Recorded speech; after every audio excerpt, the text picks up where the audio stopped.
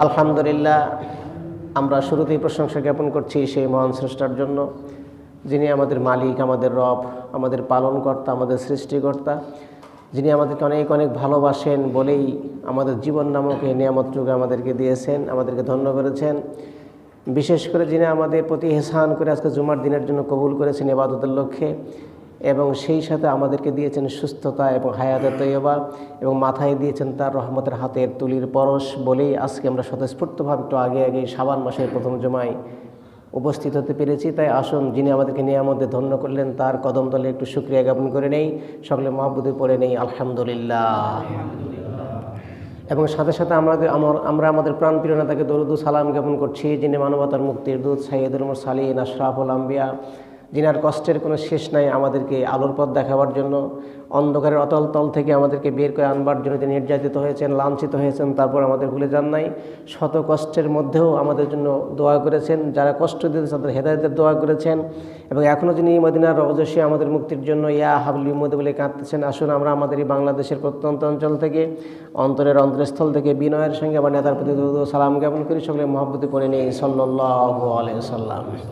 বন্ধুগণ, আমরা একটি আলোচনা আমাদের চলছিল, আজকে শাবান মাসের প্রথম জুমা, শাবান মাসের 5 তারিখ। সে কারণে শাবান মাসকে নিয়েই রমজানের প্রস্তুতিমূলক কিছু কথা আমাদের তুলে ধরতে হবে, এবং আমাদের আমলের জন্য, যেহেতু আমরা রমজান মাসের জন্য প্রস্তুতি গ্রহণ করছি, আল্লাহ রাসূল রজব মাস থেকেই প্রস্তুতি গ্রহণ করতেন। হুজুর দোয়া করতেন, রজবের চাঁদ দেখে দোয়া করতেন, আল্লাহুম্মা বারিক লানা ফি রজব ওয়া শাবান বা বাল্লিগনা রমাজান। এই দোয়াটা তিনি বারবার করতেন। তিনি এই দোয়াটার অর্থ হচ্ছে আল্লাহুম্মা বারিক লানা ফি রজব ওয়া শাবান। বলতেন, হে আল্লাহ, আমার প্রতি, আমার উম্মতের প্রতি রজব এবং শাবানে তুমি রহমত আর বরকত দান করো। বলেন সুবহানাল্লাহ। এটা তার অন্তরস্থলের দোয়া। বলতেন, হে আল্লাহ, আমার প্রতি, আমার উম্মতের প্রতি আপনি রজব আর শাবানে যত করুণা বরকত আছে এগুলো দান করেন, বাল্লিগনা রমজান, এবং আমাদের সবাইকে আপনি রমজান পর্যন্ত পৌঁছায় দেন। বলেন সুবহানাল্লাহ। কারণ আমাদের দীর্ঘ প্রত্যাশিত একটি মাসই হচ্ছে রমজান, যে মাসের আমলের বর্ণনা দিয়ে কখনোই শেষ করা যাবে না, এবং যে মাসের আমলগুলো আল্লাহর কাছে সবচাইতে বেশি প্রিয়, এবং যে মাসটা একটা উম্মতে মুহাম্মাদের জন্য জীবনের তামাম গুনাহ মাফ করার জন্য একটি রোজায় যথেষ্ট। বলেন সুবহানাল্লাহ। সেই প্রতীক্ষিত মাস আসতেছে, শাবান মাসের আজকে 5 তারিখ। আমরা আল্লাহর কাছে অত্যন্ত বিনয়ের সঙ্গে দোয়া করবো এবং নিয়াত করবো, যাতে করে আল্লাহ পাক আমাদের সবাইকে সেহাতে কুল্লিয়া দান করে, সুস্থতা, শারীরিক মানসিক সুস্থতা দান করে, এবং মানসিকভাবে প্রস্তুতি গ্রহণ করে আমরা যেন রমজানের হকগুলো পুরোপুরি আদায় করতে পারি, আল্লাহ যেন তৌফিক দান করে। সকলে বলছে আল্লাহুম্মা আমিন। এবং আমি বিনয়ের সঙ্গে অনুরোধ রাখছি এইটা, যে আমরা বিগত রমজানগুলোতে যা করেছি, হয়তো কোনো রোজা ইচ্ছা করেই কাজা করেছি, কিংবা দেখা গেছে যে ছোটোখাটো অজুহাত দিয়ে আমরা বিরত থেকেছি, কিংবা শারীরিক সমস্যার জন্য করতে পারি নাই, সফরে ছিলাম করতে পারি নাই, ইত্যাদি আমাদের জীবনে অনেক ধস নেমেছে এই আমলের ক্ষেত্রে। তবে যেহেতু আমরা মৃত্যুর কাছাকাছি প্রায় সবাই পৌঁছে গেছি, মৃত্যু আমাদেরকে হাত ছানিয়ে দিয়ে ডাকছে, হতে পারে আমাদের জীবনের শেষ রমজান এইটা, আবার অনেকে তো পাবোই না, এই রমজান আসার আগেই বিদায় নিয়ে চলে যাবো। তো যারা থাকবে, আমরা যারা পাবো, আমরা আশা করছি আল্লাহ আমাদেরকে দেবেন। তবে আমাদের নিয়ত অত্যন্ত ইখলাসের সঙ্গে, আমাদের যাতে করে কবিলিয়তের পর্যায়ে আমাদের এই নিয়তটা চলে যায়, আমাদের আমলগুলো চলে যায়, সে লক্ষ্যে বিগত জীবনের সব পাপ থেকে তওবা করে অত্যন্ত বিশুদ্ধ নিয়তে, বিশুদ্ধ হৃদয় নিয়ে আমরা তওবা করে মাসকে গ্রহণ করার প্রস্তুতি গ্রহণ করবো। আল্লাহ যেন সকলের জন্য কবুল করেন। সকলে বলছে আল্লাহুম্মা আমিন। কীভাবে প্রস্তুতি গ্রহণ করব সে বিষয়ে আমার মুক্তাসার কিছু বক্তব্য আমি ইনশাআল্লাহ সামনে জুমায় তুলে ধরার চেষ্টা করেছি। কী প্রস্তুতি আপনার জীবনে আসবে রমজানকে কেন্দ্র করে, তার কিছু আমি সাহাবাদের জীবন থেকে, রাসূলের জীবন থেকে, তারপরে আল্লাহর যারা ওলামায়ে হক তাদের জীবন থেকে তুলে ধরার চেষ্টা করবো। তো যেহেতু আজকে আমাদের একটু অন্য আঙ্গিকে কথা চলছে এবং সেইটা শেষ করার প্রয়োজন আমি মনে করছি, সেই কারণেই আমি চেষ্টা করবো যাতে করে একটু মূল কথাগুলো তুলে ধরে আজকের বক্তব্য শেষ করার আল্লাহ তো কবুল করেন। সকলে বলছে আল্লাহুম্মা আমিন। তো আমরা আজকে সবাই মিলে সূরার অংশ তেলাওয়াত করেছি, সূরা আন-নজম।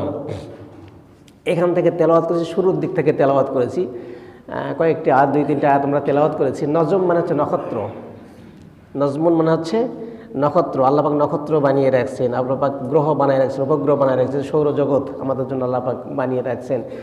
এই জন্য আল্লাহ পাক এই বিভিন্ন সূরা নাজিল করেছেন, এরকম কিছু নাম। যেমন সূরা কমার আল্লাহ নাজিল করেছেন, কমার মানে হচ্ছে চন্দ্র। সূরা শামস মানে হচ্ছে সূর্য, সূর্যের নামে সূরা আল্লাহ নাজিল করেছেন। সূরা লাইল রাতের নামে সূরা আল্লাহ নাজিল করছেন। তো আজকের যে সূরা নাজিল করেছেন সেটা সূরা নজম, অর্থাৎ নক্ষত্র। এই সূরার নাম হচ্ছে নক্ষত্র। এই নক্ষত্র নিয়ে কিছু কথাবার্তা এখানে বলেছেন। তো সেই ধারাবাহিকতায় আজকে কিছু কথা আসছে, ওই আঙ্গিকেই বলেই এখান থেকে আমরা তেলাওয়াত করেছি। মূলত এখানে যে আলোচনাটা আসবে সেটি হলো আল্লাহ তার রাসূলকে একেবারে খুব কাছে নিয়ে কথা বলেছেন। কি কথা বলেছেন, কিভাবে বলেছেন, তার কিছু দৃষ্টান্ত আমরা তুলে ধরবো, যাতে করে আমরা বুঝতে পারি আমলের লোকে সবাই আল্লাহ যেন কবুল করেন। সকলে বলছে আল্লাহুম্মা আমিন। তো আমাদের আলোচনা প্রথমে ওই পর্যন্ত গত জুমায় ছিল যে আল্লাহ রাসূলকে নিয়ে আল্লাহ চলে যাচ্ছেন এবং আল্লাহ মফস্বল রাস্তাতে নিয়ে যাচ্ছেন। আল্লাহ সদর রাস্তা দিয়ে নিয়ে যান নাই, একটা রাস্তা স্পেশালি আল্লাহ রাসূলের জন্য বানানো হয়েছে। সেই রাস্তা দিয়ে পৃথিবীর কোনো নবী তো দূরের কথা, ফেরেশতারা কোনোদিন যেতে পারে নাই, বলেন সুবহানাল্লাহ। এমনকি জিবরাইলও না। এই যে কোটি কোটি ফেরেশতার নেতৃত্ব জিবরাইল দেয়, জিবরাইলের জন্য ওই রাস্তাতে কোনোদিন আল্লাহ তাকে যেতে দেন নাই, বরং আল্লাহ বলেছেন এটা তোমার জন্য নয়, এটা আমার বন্ধুর জন্য খাস করেছে, বলেন সুবহানাল্লাহ। কি সুপ্রিম অথরিটি আল্লাহ তাকে দিয়েছেন। তো এই যে বোরাক নিয়ে চলে যাচ্ছে, প্রথম আসমানে গেছে, যাওয়ার পরে দরজা নক করা হয়েছে, জিজ্ঞাসা করলো কে, মানান্তা, আপনি কে আসছেন? আমার মায়েকা, আপনার সঙ্গে আর কে আছে? তো জবাব দিলেন আমি জিবরাইল, আমার সঙ্গে আল্লাহর প্রিয় দোস্ত বিশ্বনবী মুহাম্মদ রাসূলুল্লাহ সাল্লাল্লাহু আলাইহি ওয়াসাল্লাম আসছে, আমি তাকে নিয়ে যাচ্ছি। দরজা খুলে গেল, দরজা খোলা হলো, দেখেন একজন সুপুরুষ বসা, তাকে সেখানে বসিয়ে রাখা হয়েছে। তো দেখেই জিবরাইল বলেন, হুজুরকে ডাক দিয়ে বলছেন, হুজুর আপনি কি ওনাকে চিনেন, আপনি কি দেখেছেন? বলছে লা আদরি, না তো আমি জানি না, ওনাকে তুমি কোনোদিনে দেখি নাই, কে উনি? হুজুর বলছেন এটা অন্য কেউ নয়, এটা হচ্ছে প্রথম নবী এবং আদি পিতা, আপনার বাবা হযরত আদম আলাইহিস সালাম। বলেন সুবহানাল্লাহ। প্রথম নবী এবং আদি পিতা আদম আলাইহিস সালামকে আল্লাহ বসে রাখছে। তো উনি আমার জিজ্ঞাসা করছেন মান হাজা, এটা কি? যখন আদম জিজ্ঞাসা করছে তখন জিবরাইল জবাব দিচ্ছে ইনি হচ্ছেন মুহাম্মদ রাসূলুল্লাহ সাল্লাল্লাহু আলাইহি ওয়াসাল্লাম। দাঁড়ায় গেছেন আদম আলাইহিস সালাম, আমার সন্তান এসেছে, আমার সন্তানকে আল্লাহ এখানে নিয়ে আসা তৌফিক দিয়েছে, দাঁড়িয়ে গেছেন। উভয়ে করমর্দন হয়েছে, মুসাফা হয়েছে।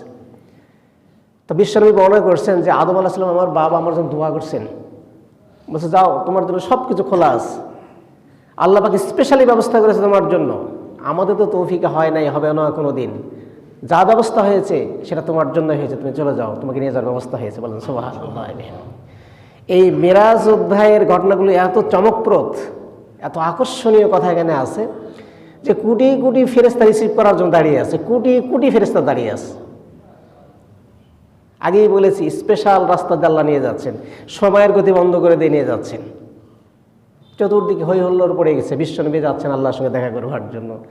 কি মানে কি আশ্চর্য কথা, কি আশ্চর্য সাজে সজ্জিত হয়েছে গোটা এই জমিন থেকে নিয়ে আসমান পর্যন্ত, সিদরাতুল মুনতাহা পর্যন্ত।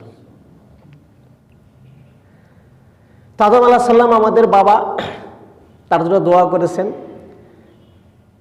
সবচেয়ে আশ্চর্যের বিষয় হলো যে আল্লাহ পাকের সৃষ্টি নৈপুণ্যের মধ্যে আদমকে সৃষ্টি করা হচ্ছে ব্যতিক্রম আঙ্গিক দিয়ে, ব্যতিক্রম আঙ্গিকে তৈরি করা হয়েছে। আমরা সৃষ্টি সম্পর্কে যত কিছু জেনেছি তার কিছু ইস্যু আছে। আমরা যদিও জানি যে ঈসা আলাইহিস সালামকে মা বাবা ছাড়াই তৈরি করা হয়েছে, কিন্তু মা তো ছিল নাকি, মায়ের মাধ্যমে নিয়ে আসা হয়েছে। তো এইরকম কিছু বিচিত্র সৃষ্টির মধ্যে সবচাইতে আপনাকে হতবাক করে দিবে, ভাবিয়ে তুলবে যে সৃষ্টি, সেটাই হলো হযরত আদমের। কারণ আদম আলাইহিস সালামকে আল্লাহ জমিনের উপরিভাগ থেকে বানাইছেন, উপরিভাগের মাটি দিয়ে বানাইছেন এবং স্পেশালি আল্লাহ পাক তার কুদরতে হাত দিয়ে মনের মতো করে বানাইছেন। বলেন সুবহানাল্লাহ। এবং সেই সাথে হাওয়াকে, হাওয়া নাম হচ্ছে হাওয়া, হাইয়ুন থেকে হাওয়া। আদমের নাম আল্লাহ সব করে নিজেই রেখেছেন আদম। আদমের অর্থ হচ্ছে আদিমুল আর্থ, জমিনের উপরিভাগকে আদিমুল আর্থ বলে আরবের পরিভাষায়। আদিমুল আর্থের অর্থ হচ্ছে জমিনের উপরিভাগ। তো যেহেতু আল্লাহ রাব্বুল আলামিন জমিনের উপরিভাগের মাটি দিয়ে আদমকে বানাইছেন, এই জন্য আল্লাহ অন্য কোনো নাম পছন্দ করেন নাই, নাম দিয়েছেন আদম, যাতে করে এই অর্থটা স্পষ্ট হয়ে যায় যে আমি আদমকে গভীর থেকে মাটি নিয়ে বানাই নাই, বরং জমিনের উপরিভাগের মাটি দিয়ে বানাইছি, এই জন্য নামটা হয়েছে বলেন আদম। বলেন সুবহানাল্লাহ। আর হাওয়াকে হাইয়ুন থেকে হাওয়া, হাইয়ুন মানে জীবিত। আদম জীবিত ছিল, সাময়িকের জন্য জালা নামাকুম সুবাতা, আমি তাকে ঘুম দিয়েছিলাম, কঠিন ঘুম তাকে দিয়েছিলাম, এই ঘুমে আমি অপারেশন করেছি, তাকে অপারেশন করেছি, একটা হাড় বের করেছি, হাড়ের কি সামান্য একটা অংশ বের করেছি, এবং সেই হাড়টা ওই হাড় যেটা বাম পাঁজরের হৃৎপিণ্ডের কাছে খুব ঘেঁষা। আপনারা একটু বাসায় গিয়ে কাপড় খুলে দেখবেন ধুক ধুক করে জায়গায়, ওই দিক দিয়ে যে হাড়টা গেছে ওই হাড় দিয়ে হাওয়াকে বানানো হয়েছে। এখানে মুফাসসিরিন করে ব্যাখ্যা করেছেন যে এত হাড় ছিল আল্লাহ ওই জায়গার হাড় দিয়ে বানাইছে কেন? হাড় তো অনেক ছিল, মেরুদণ্ডের হাড় ছিল, আপনার নিতম্বের হাড় ছিল, এই যে উরুর হাড় ছিল, নিসফু সাকের হাড় ছিল, মাথার হাড় ছিল, এগুলো নেয় নাই কেন? আল্লাহ পাক ওই হৃৎপিণ্ডের কাছে হাড় দিয়ে হাওয়াকে বানিয়েছেন কেন? আর হাওয়াকে হাইয়ুন থেকে যেহেতু হাওয়া আসে, জন্য আল্লাহ পাক নিজে নাম দিয়েছেন হাওয়া। হাওয়া আসলে উচ্চারণ হলো হাওয়া, এরকম উচ্চারণ তাফসীরের মধ্যে পড়ছি এভাবে। এখানে ছোট্ট করে একটু ব্যাখ্যা বলে নেই, সেটি হলো যে এই যে ধুক ধুক করে আমাদের হৃৎপিণ্ড, এইটা মানুষ জীবিত থাকার একটা চিহ্ন, একটা সিমটম, একটা সংকেত। আপনি জীবিত আছেন এটা নড়লে বোঝা যাবে। এইটা মানুষের কাছে খুব দামি, এটাকে কল্ব বলা হয়েছে। এটা অনেক দামি, আল্লাহর সৃষ্টি জগতে মানুষের মধ্যে এটা সবচেয়ে দামি।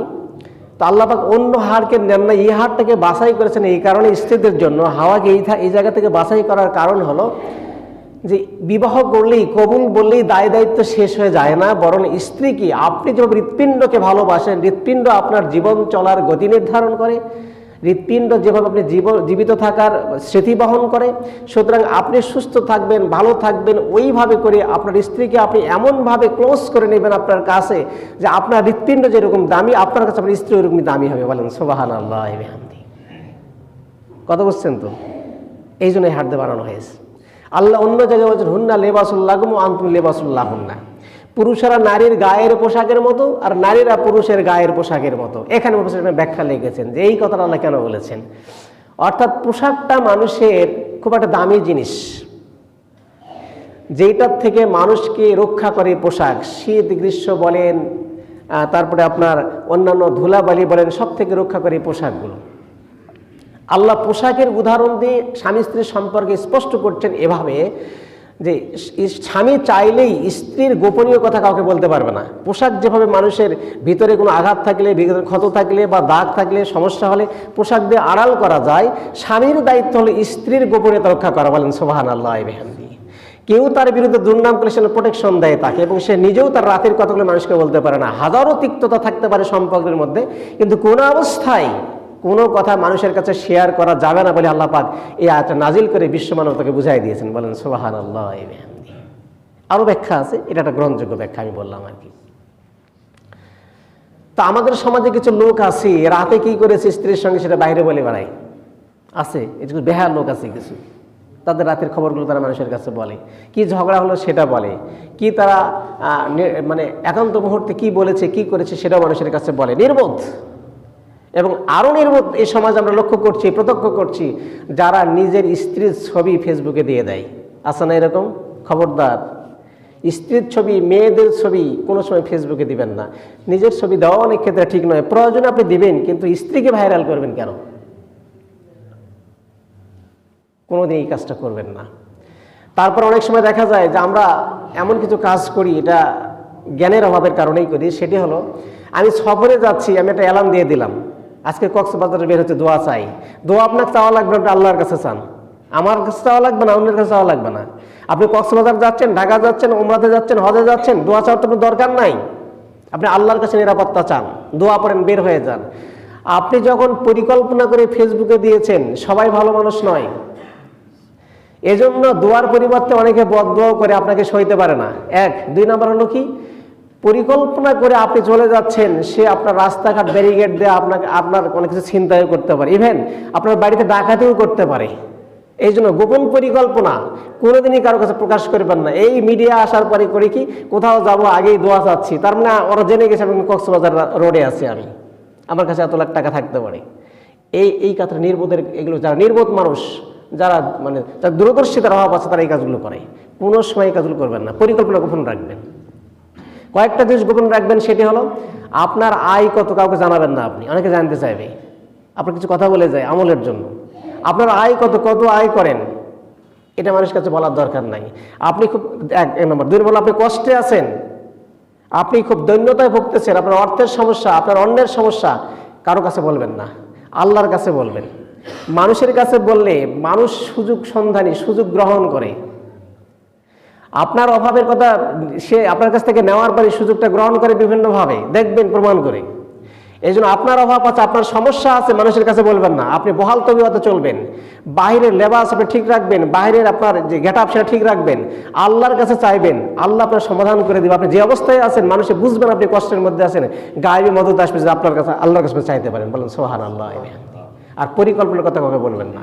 কি পরিকল্পনা করছেন বলবেন না, গোপন রাখবেন। এই 3টা জিনিস অত্যন্ত সিক্রেট বিষয়, গোপন রাখবেন, ভালো থাকবেন, দুশ্চিন্তা থাকবে না, আপনি আক্রান্ত হবেন না, আপনি হেনস্থার শিকার হবেন না, আপনি সম্মানের সঙ্গে থাকবেন 3টা জিনিস গোপন রাখলে।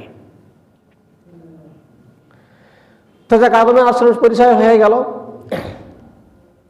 আসমান পাড়িতে দ্বিতীয় আসমানে চলে গেছেন। তো আদমের সঙ্গে কেন সাক্ষাৎ হয়েছে, আমি খুব দুঃখিত যে আসলে আমি কারণগুলো বলতে পারবো না সংক্ষেপে, তার মধ্যে কিছু বলে যাই সংক্ষেপে।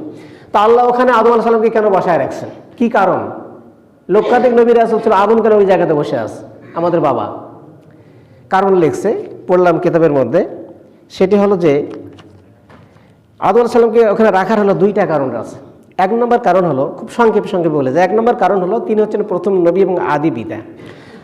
সন্তান যাচ্ছে অনেক ভালো একটা কাজে, সন্তান যাচ্ছে সম্মানের স্বর্ণ শিখরে পৌঁছে যাবার জন্য, আকাশচুম্বী ভালোবাসা দিয়ে সন্তানকে আল্লাহ ডেকে নিচ্ছেন। বাবার কাছে আনন্দের বিষয়, ঠিক না?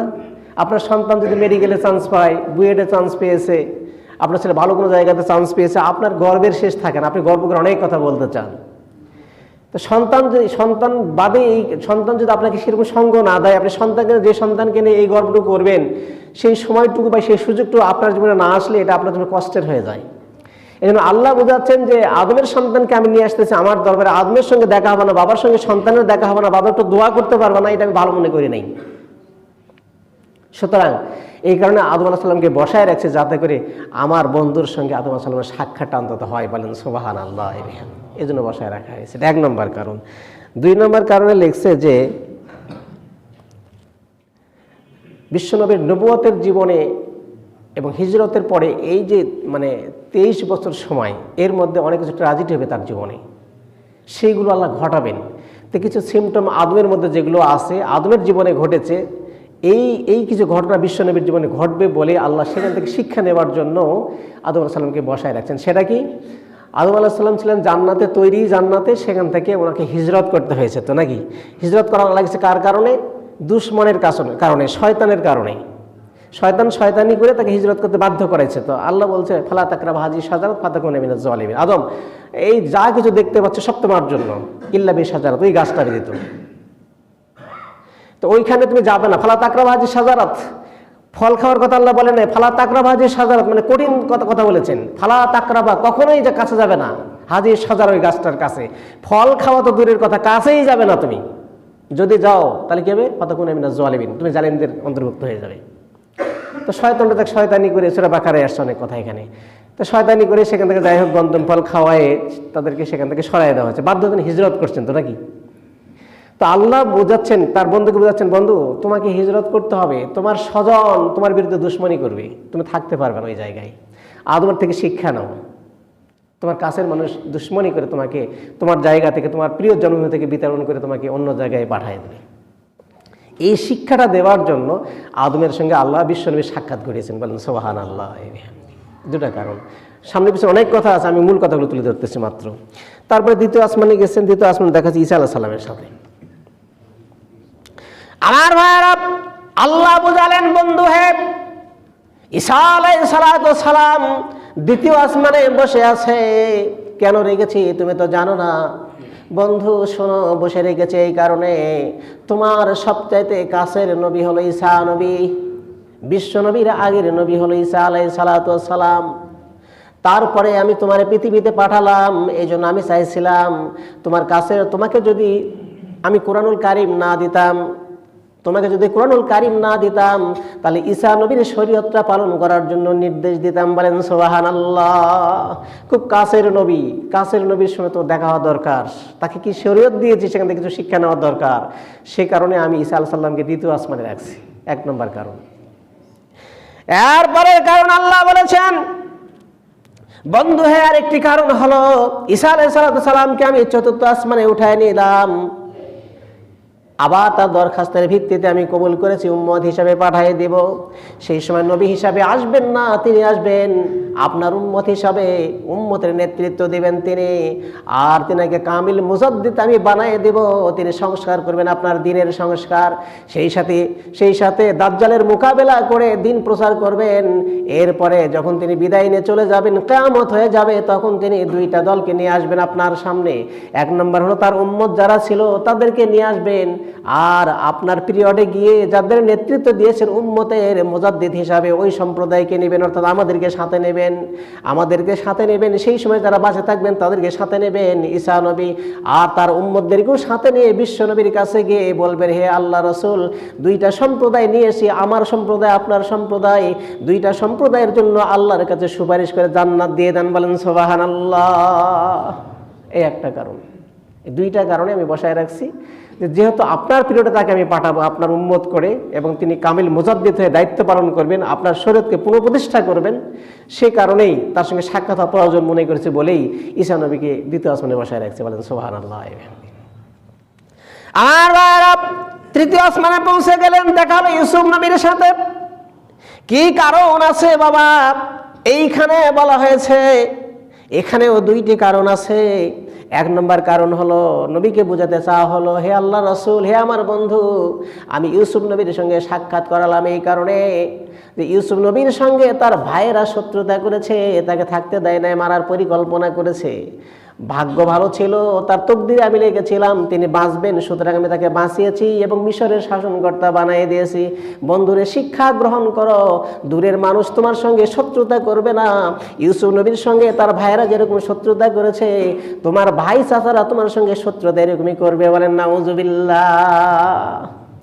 এই শিক্ষাটা দেওয়ার জন্য তোমাকে আমি ইউসুফ নবীর সঙ্গে সাক্ষাৎ করেছি। তার ভাইয়েরাই ষড়যন্ত্র করেছে, তার 10 ভাই ষড়যন্ত্রকে কূপে ফেলে দিয়েছে, আমি তাকে বাঁচাইছি, মিশরের শাসনকর্তা বানাইছি। ওই জায়গায় তারা আবার গিয়েছে, তাদের জন্য 10টা বিল্ডিং এই ইউসুফ নবী বানাই দিছে, যে তাদের থাকার ব্যবস্থা করে দিয়েছে। লম্বা ইতিহাস ইউসুফের মধ্যে আসছে। তারপরে যখন সে বিদায় নিয়ে চলে যাবে, মৃত্যুর প্রাক্কার একটা ওসিয়ত করলো যে ভাই রে, আমি তো বিদায় নিয়ে চলে যাবো, তোমরা যারা বেঁচে আসো আমার লাশটা অন্তত আমার বাবার কবরের কাছে দাফন করিও। তারা সেটাও করে নাই, বরং তারা মরমর পাথরের সিন্দুক বানাইয়া নীল নদের পাড়ে তাকে লুকায় রাখছিল। এই শত্রুতা করেছে তারা। বন্ধুরে, তোমার ভাইয়েরা তোমার চাচারা তোমার সঙ্গে শত্রুতা করবে, এইভাবে তোমাকে শান্তিতে থাকতে দেবে না। এক নম্বর কারণ, তোমার স্বজন তোমার বিরোধিতা করবে, ইউসুফ নবীর সঙ্গে যেরকম বিরোধিতা করা হয়েছিল, 1 নম্বর কারণ। আর 2 নম্বর কারণ হচ্ছে ইউসুফ নবী যেরকম রূপ ছিল, আল্লাহ তাকে যেরকম রূপ দিয়েছিলেন, এইভাবে করে উম্মতে মুহাম্মাদীকে জান্নাতে দেবার আগে সুন্দর করে, এর চাইতে বেশি সুন্দর করে জান্নাতে দিয়ে দেওয়া হবে। বলেন সুবহানাল্লাহ। খসায়েসে কোবরা 3য় খণ্ড 165 পৃষ্ঠায় লিখছে এই কথাটা। তাহলে 2টা কারণ। একটা কারণ হলো তোমার ভাইয়েরা তোমার চাচা তোমার ভাইয়েরা তোমার সঙ্গে শত্রুতা করবে, যেইভাবে করে ইউসুফ নবীর সঙ্গে শত্রুতা করা হয়েছে। আর ইউসুফ নবীর যেরকম রূপ ছিল, ওই আদলে রূপ দিয়ে তোমার উম্মতকে আমি জান্নাতে পৌঁছায় দেবো বলে ইউসুফ নবীর সাথে তোমার সাক্ষাৎ হয়েছে। বলেন সুবহানাল্লাহ। আর 4র্থ আসমানে চলে গেল, বিশ্বনবীকে 4র্থ আসমানে নেওয়া হলো। ওই জায়গায় গিয়ে দেখেন বসা আছে ইদ্রিস আলাইহিস সালাম। আল্লাহ বলেন, বন্ধুরে, ইদ্রিস নবীর সঙ্গে তোমার সাক্ষাৎ হলো কেন? তার কারণ হলো সর্বপ্রথম লেখার প্রচলন তৈরি করেছে, আবিষ্কার করেছে ইদ্রিস আলাইহিস সালাম। এর আগের কোনো নবীর আমলে লেখার প্রচলন ছিল না।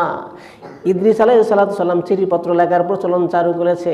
বিশ্বনবীকে ইঙ্গিত দেওয়া হলো, নবীজি গো, তুমি তো পৃথিবীতে যাবে, তোমাকে তো আমি নবুয়ত দিয়েছি, সুতরাং তুমিও চিঠি লিখবে।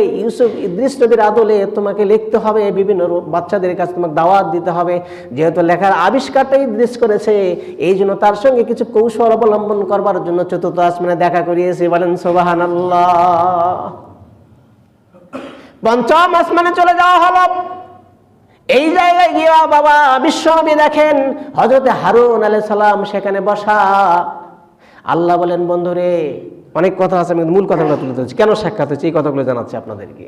আল্লাহ ডাক দেবেন, বন্ধু হারুনের সঙ্গে দেখা করালাম এই কারণে, মুসা আলাইহিস সালাম যখন ওই যে তুর পাহাড়ে চলে গেছিল তাওরাত নেবার জন্য, হারুন আলাইহিস সালামকে দায়িত্ব দেয়া, কিন্তু সামেরি সহ গোবৎস যারা পূজা করেছিল তারা তার কথা মানে না, এবার গোবৎসকে পূজা করেছিল, লম্বা ইতিহাস পূজা করেছিল। মুসা নবী ফিরে আসার পরে যারা মুরতাদ হয়ে গেছে তাদেরকে হত্যা করা হয়েছে। এখান থেকে শিক্ষা দিলাম, তুমি তো দিনের দাওয়াত দিবা, মানুষের শুনবে না, এই জন্য বদরের প্রান্তর ঠিক করে রেখেছি, ওই জায়গায় এদেরকে কতল করা হবে। বলেন সুবহানাল্লাহ। হারুন আলাইহিস সালাম দাওয়াত দিয়েছিল, তারা সরে নাই, গোবৎস পূজা করেছে। পক্ষান্তরে মুসা আলাইহিস সালাম আসছে, অনেকে তওবা করছে, অনেকে যারা করে নাই তাদেরকে কতল করা হয়েছিল।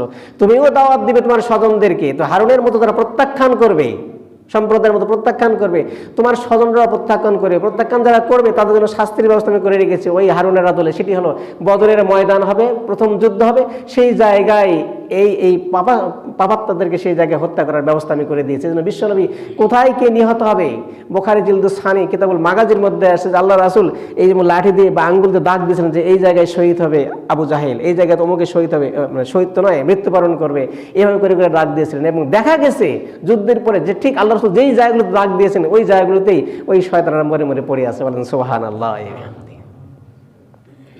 আবার চলে যাওয়া হলো ষষ্ঠ আসমানে। ষষ্ঠ আসমানে গিয়া বিশ্বনবী দেখেন সেইখানে বসে আছে হযরতে মুসা আলাইহিস সালাম। তার সঙ্গে কথা হলো, মত বিনিময় হলো, সৌজন্য সাক্ষাৎ হলো, অনেক কথাবার্তা হয়েছে। সেগুলো এখানে উদ্দেশ্য নয়। কেন দেখা করা হয়েছে এটা আমার উদ্দেশ্য।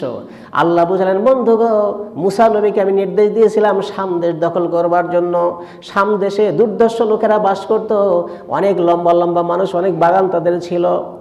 বন্ধুগণ, একটু ছোট্ট করে বলে নেই, সেটি হলো শাম দেশের লোকদের মধ্যে জাব্বারির নামে একটা সম্প্রদায় বসবাস করত। তারা অনেক লম্বা ছিল, অনেক লম্বা ছিল, অনেকে 300 হাত 400 হাত পর্যন্ত লম্বা ছিল।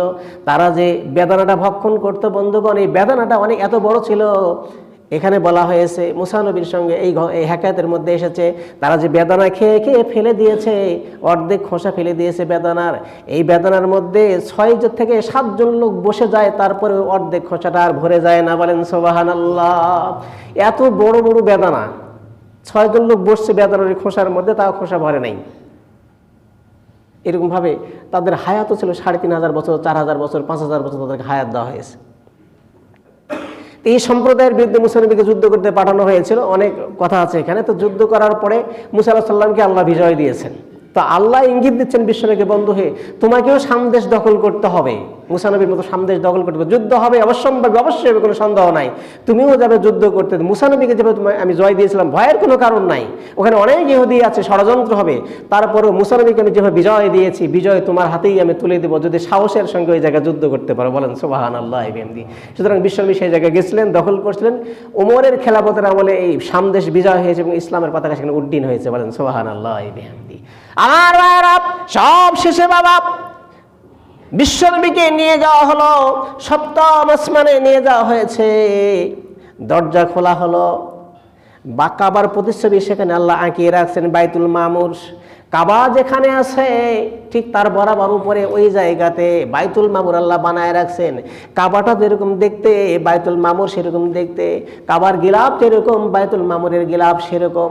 আমরা যেভাবে কাবার চতুর্দিকে রাউন্ড করে করে তাওয়াফ করি, 70,000 ফেরেশতা প্রত্যেক দিন হজ আর উমরা করে ওই জায়গাতে ওই বাইতুল মামুরের দিকে ঘুরে ঘুরে আল্লাহ বুঝাতে যাচ্ছেন, বন্ধুরে, কাবার প্রতিষ্ঠাতা হচ্ছে মুসলিম জাতির বাবা। মিল্লাত আবিকুম ইব্রাহিম হুয়া সাম্মাকুমুল মুসলিমিন। মুসলমান জাতির পিতা ইব্রাহিম নবী হচ্ছে কাবার প্রতিষ্ঠাতা। তাকে আমি এই জায়গায় বসায় রাখছি, তিনি যেহেতু প্রতিষ্ঠা করেছেন, এই জন্যই বসায় রাখছি। তিনি যে প্রতিষ্ঠা করেছেন এর স্বীকৃতি দেওয়ার জন্য আমি ইব্রাহিম নবীকে এই জায়গায় স্থান করে দিয়েছি। বলেন সুবহানাল্লাহ। আমার ভাইরা, ইব্রাহিম নবীর সঙ্গে কথা হলে একটি কারণ ওই জায়গায় বসায় রাখা হয়েছে, আর একটা কারণ হলো তিনি তো বাবার দায়িত্ব পালন করছেন। বাবার দায়িত্ব হলো সন্তানদেরকে প্রতিপালন করা। আল্লাহ বোঝাচ্ছেন, বন্ধু গো, আমি আমার এই খলিল রে, আমার বন্ধুর এই জায়গায় এই জন্য বাবার দায়িত্ব দিয়ে বসায় রাখছি, এই কারণে বসায় রাখছি। উম্মতের মধ্যে, পৃথিবীর মানুষের মধ্যে প্রাপ্তবয়স্ক হবার আগে আগে যে সন্তানগুলো মারা যায়, এইগুলোকে আমি এক জায়গায় জমা করে ইব্রাহিম নবীর কাছে আমি পাঠিয়ে দেই। ইব্রাহিম এইগুলোকে তাসবিহ তাহলিল খতমে কোরআন শিখায়, এই জায়গায় মানুষ করে। বাবা হিসাবে যে দায়িত্ব পালন করার দরকার, এই জায়গায় বসে বসে এই ছোট ছোট নাবালেগ সন্তানদেরকে মানুষ করার দায়িত্ব আমি তারে দিয়েছি। বলেন সুবহানাল্লাহ। আমার ভাইরা, এই জন্য নবীজি আমার বলেছেন, উম্মতেরা সব, তোমাদের কারো যদি নাবালেগ সন্তান মারা যায়, বিলুপ করে কেঁদো না, ধৈর্য ধারণ করো। আল্লাহর কাছে দোয়া করো। কিয়ামতের দিন মুসিবতের সময় এরকম হয়ে যাবে, এই সন্তানগুলোকে আপনার সামনে উপস্থাপন করা হবে, উপস্থাপন করে ছেড়ে দিলে সঙ্গে সঙ্গে বাচ্চাগুলো দৌড় দিয়ে বাবার কোলে উঠে যাবে, বাবার মুখে চুমু দেবে, গালে বাঁধবে, মায়ের মুখে চুমা দেবে, গালে চুমা দেবে। এরপরে আল্লাহ ডাকবে, বলবে ও আমার ছোট বান্দা নেমে আসো, তোমার তো সময় হয়ে গেছে, জান্নাতে চলে যেতে হবে। তোমার বাবার তো জান্নাত হয় নাই, তোমার মায়ের তো জান্নাত হয় না, নেমে আসো, তোমাকে জান্নাতে যেতে হবে। এই সন্তানগুলো বাবার গলা ছেড়ে দেবে না, মায়ের গলা ছেড়ে দেবে না, বারবার চুমে দিবে আর ডাক দিবে, আল্লাহ গো, পৃথিবীতে বাবাকে ডাকে আমার মন ভরে নাই, মারে ডেকে মন ভরে নাই, অকালে আমি চলে আসছি, অল্প বয়সে চলে আসছি, সুতরাং আজকে যেহেতু আমার বাবারে পেয়েছি, মারে পেয়েছি, সুতরাং জাহান্নামে যদি যেতেই হয় তাহলে আমিও আমার মায়ের সঙ্গে যাব, জান্নাতে যাব না, আমারে জাহান্নামে দিয়ে দেন। আর যদি জান্নাত দিতে হয় তাহলে আমার দরখাস্ত থাকলো, আল্লাহ মেহেরবানি করে আমার বাবার মাকে আমার সঙ্গে জান্নাত দিলে তবে তাদের গলা ছেড়ে দেব। বলেন সুবহানাল্লাহ। আল্লাহ সেই সময় একটু কুদরতি হাসি দিয়ে বলে, বান্দারে সেই সময় তোমার মনে আবেগ পূর্ণ হয় নাই, আজকে যেহেতু আবেগ তুলে ধরে দোয়া করেছো, যাও তোমার এই গুনাহগার বাপ মাকে মাফ করে দিয়ে তোমার সঙ্গে জান্নাত দিয়ে দিলাম। বলেন সুবহানাল্লাহ। বন্ধুগণ, আলোচনা শেষ করে দিই, অনেক লম্বা আলোচনা। আমি তো সিদরাতুল মুনতাহায় যেতে পারিনি, শরীফুল আকলামে যেতে পারিনি, আরশে যেতে পারিনি। আজকে আয়াতে কি কথা বলা হয়েছে, কাবা কাউসাইন কাকে বলা হয়, এই কথাগুলো অধরাই থেকে গেল, আমরা জানতে পারলাম না এখানে কি আলোচনা রয়েছে। সুতরাং যেহেতু সময়ের স্বল্পতা, এখন 20 বেজে গেছে, যদি সম্ভব হয় তাহলে অন্য আলোচনার পাশাপাশি আমি একটু সিদরাতুল মুনতাহা, আরশে আজিম আর এই আয়াত আল্লাহ পাক কি বলেছেন, আল্লাহর সঙ্গে কি কথা হয়েছে, কিভাবে হয়েছে, এবং আল্লাহ রাসূল যাইতে যাইতে কি দেখেছেন, কিরকম শাস্তি দেখেছেন, জান্নাতকে কেমন দেখেছেন, জাহান্নামকে কেমন দেখেছেন, এই বিষয়গুলো তুলে ধরার চেষ্টা করব। তার আগে একটা আমলের কথা বলে আমি শেষ করে দেই। যখন সিদরাতুল মুনতাহায় পৌঁছে গেছেন, এই বিশ্বনে যখন পৌঁছে গেছেন, তখন বুরাক থেমে গেছে, জিবরাইল থেমে গেছে, বলছে হুজুর আমি তো আর যেতে পারবো না, বুরাকও যেতে পারবো না, এই জায়গা পর্যন্ত আমাদের গতিরেখা শেষ, আমাদের গতিবিধি এখান থেকে শেষ। সুতরাং এখান থেকে আপনাকে নেবার জন্য একটা কুদরতি জাহান আসবে, তার নাম হবে রফ। তাফসীরের মধ্যে লিখেছে রফ লিখেছে, এবং মিরাজ অধ্যায় হাদিসের মধ্যে রফ নাম লিখেছে। রফ কি, এটার ব্যাখ্যায় আসছে যে এটা হচ্ছে একটা মানে পালকি বলা হচ্ছে, পালকির মতো একটা আসন, একটা লোক বসতে পারে এরকম একটা আসন দিয়ে পাঠানো হয়েছে, এবং বুরাক যত দ্রুত গতিতে চলে তার চাইতে লক্ষ গুণ দ্রুত গতিতে চলে এই রফ। বলেন সুবহানাল্লাহ। এটা তাকে দিয়ে দেওয়া হয়েছে। তো এই জায়গায় যখন বসে রাখছে জিবরাইল আমাকে, এই সিদরাতুল মুনতাহা, সিদরাতুলের অর্থ হচ্ছে বড়ই বৃক্ষ, আর মুনতাহা ইনতাহা থেকে আসছে মানে সীমারেখা, বর্ডার। একটা বড়ই বৃক্ষ রোপণ করে আল্লাহ পাক আসমানের জমিনের সীমাটা ওই জায়গায় শেষ করে দিয়েছেন, আসমান আর পৃথিবীর সীমা ওই জায়গায় শেষ করে দিয়েছেন একটা বড়ই বৃক্ষের মাধ্যম দিয়ে। বড়ই বৃক্ষ রোপণ করা আছে, এই বড়ই বৃক্ষতে লক্ষ লক্ষ ফেরেশতা বিচরণ করছে আর কি। বড়ই বৃক্ষ দিয়ে বোঝানো হয়েছে ওই পারে মানে ফাঁকা জায়গা, আরশে আজিমের সীমারেখা, ওইদিকে যাওয়ার কোনো অধিকার না, এখান থেকে মানে আসমান সব পৃথিবীর সীমারেখা, ওই জায়গাতে হুজুরকে বসায় দেওয়া হয়েছে। তো হুজুর বর্ণনা করছেন, আমার খুব ভয় লাগলো, ভয়ে গাটা আমার ছমছম করছে, আমি এদিক ওদিক তাকাচ্ছি, কেউ নাই, বিস্তীর্ণ এলাকা, আমার প্রচুর ভয় করছে। তা আমি দেখতেছি যে আমাদের চতুর্পাশে কে যেন খড়ম পিঁধে হাঁটতেছে, জুতা পরে হাঁটতেছে, খড়ম পর্যন্ত এই খড়ম পরে পরে উনি হাঁটতেছে। তো হুজুর কান পাতে শুনতেছে এটা আমার বেলালের পদধ্বনি। বলেন সুবহানাল্লাহ। আমার বেলাল হাঁটতেছে আমার চতুর্দিকে, আমার ভয়টা একটু দূরভীত হলো, আমি একটু আশ্বস্ত হলাম, আমার কাছে মানুষ আছে, আমার বেলাল আছে। তো হুজুর মেরাজ থেকে ফিরে আসছেন, অনেক খুশি হয়ে ফিরে আসছেন, আসে বলছে যে বেলাল তুমি কি আমল করো? বলছে কেন হুজুর, আমি তো কোনো আমল করি, আমি হাবশি গোলাম ছিলাম, ইসলাম গ্রহণ করেছি, আপনি তো জানেন অশিক্ষিত মানুষ, আমি আমার মুখে জড়তা আছে, আমার তো তেমন কোনো আমল নাই। বলছে না কি আমল করো বলো তো দেখি একটু আমার কাছে। হুজুরকে তো জানানো হয়েছেই, তারপরে হুজুর জিজ্ঞাসা করছেন। তো বেলাল বলছে হুজুর আমি তো তেমন কোনো আমল করি না, তবে আমি 2টা আমল করি আমার জানা মতে। কেন হুজুর কি হয়েছে, আমাকে কেন বলতে হবে? বলছে বেলাল এমন একটা বিস্ময়কর ঘটনা আমি চোখে দেখে এসেছি, আমি কানে শুনে এসেছি, যেটা আমার কাছে একটা কল্পনা ছিল মাত্র। বলছে সেটা কি? বলছে আমি দেখেছি আল্লাহ তোমাকে ওই সিদরাতুল মুনতাহা পর্যন্ত আমার সঙ্গে পৌঁছাই দিয়েছে। বলেন সুবহানাল্লাহ। অন্য রাওয়ায়াতে তুমি পড়েছে জান্নাতের মধ্যে শব্দ পাইছে, তো জান্নাতের বাতি দিয়ে দিলাম, সিদরাতুল মুনতাহাটাই ধরলাম আর কি। বেলাল ডাকতে বলছে হুজুর আমার আমলের মধ্যে এই আমলটা আমার মনে আছে যে আমার যখন ওযু নষ্ট হয়ে যায় তখন আমি সাথে সাথে ওযু করি। কি করি? ওযু নষ্ট হয়ে গেলেই সাথে সাথে ওযু করি, আর ওযু করে শুকরিয়াতান তাহিয়াতুল ওযু 2 রাকাত নামাজ পড়ি। এটা আমার কন্টিনিউ আমল, এছাড়া আমার উল্লেখযোগ্য কোনো আমল নাই। বিশ্বনবী হেসে বলছেন যে হ্যাঁ আমাকে জিবরাইল এরকমই বলেছে, এই 2টা আমল মকবুল হয়েছে আল্লাহর কাছে, এজন্য আল্লাহ তোমাকে পৃথিবী নয় জান্নাত পর্যন্ত আমার সঙ্গে পৌঁছাই দিয়েছে। বলেন সুবহানাল্লাহ। বিহামদি। আমলটা শিখবো কি আমরা? ওযু নষ্ট হয়ে গেলেই ওযু করবো, রাজি আছেন না?